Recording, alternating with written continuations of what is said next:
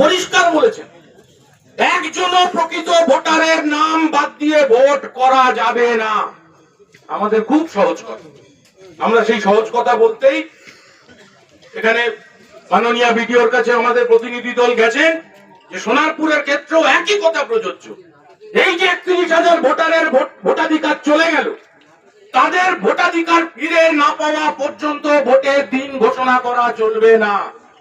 এই বার্তা একেবারে ব্লক লেভেল অফিসার থেকে শুরু করে আর দিল্লির নির্বাচন কমিশনের দপ্তর পর্যন্ত তাদের কানে ভালো করে পৌঁছে দেওয়ার জন্যই আমরা মাইক বেঁধে আজকে এখানে হাজির হয়েছি। ফলত আমি খুব বেশি কথার মধ্যে যাব না।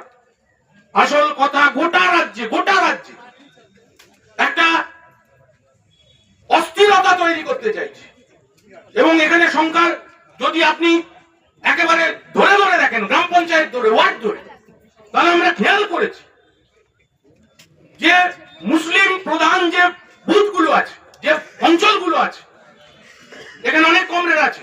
এর পাশে পোলঘাট পঞ্চায়েত, ওদিকে প্রতাপনগর পঞ্চায়েত, প্রায় 50% হিয়ারিং এ রেখেছে, 50% ভোটার। এবং শিডিউল কাস্ট এলাকা, অর্থাৎ সমাজে পিছিয়ে পড়া অংশ, সে মুসলিম হোক, শিডিউল কাস্ট হোক, তাদের নাম তাদেরকে বেশি বেশি করে হিয়ারিং এ ডাকা হয়েছে এবং যা বাদ গেছে, যা অ্যাডজুডিকেশন আছে, তার বেশিরভাগটাই এই ক্ষেত্রের মানুষের জন্য।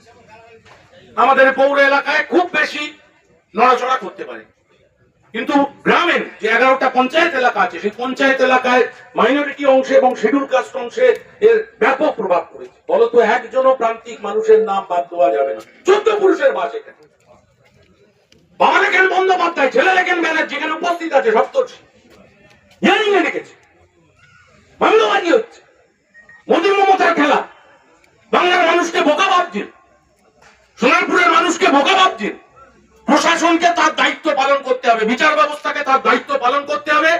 একদিকে আইনে তার লড়াই চলবে এবং রাস্তাতেও গোটা পশ্চিমবাংলা জুড়ে এ লড়াই চলছে। কেরালায় পারলো, তামিলনাড়ুতে পারলো, এসআইআর প্রক্রিয়ায় তারা অংশগ্রহণ করলো না। সেখানকার বিধানসভায় পিনারাই বিজয়নের সরকার, লাল ঝান্ডার সরকার, বামপন্থী মনোভাবাপন্ন স্ট্যালিনের সরকার, তারা সিদ্ধান্ত নিতে পারলো। আর এখানে বিরাট বামপন্থী মুখ্যমন্ত্রী, তিনি বলছেন জানতে এসআইআর হতে দেবো না, আর তিনি সুর করে এসআইআর প্রক্রিয়া চালু করলেন। শুধু ভোটের দিকে তাকিয়ে মানুষের মধ্যে আতঙ্ক তৈরি করো, সংখ্যালঘু মানুষের মধ্যে আতঙ্ক তৈরি করো, গরিব প্রান্তিক শিডিউল কাস্ট মানুষের মধ্যে আতঙ্ক তৈরি করো এবং তার মধ্যে দিয়ে ভোট উতরে নাও।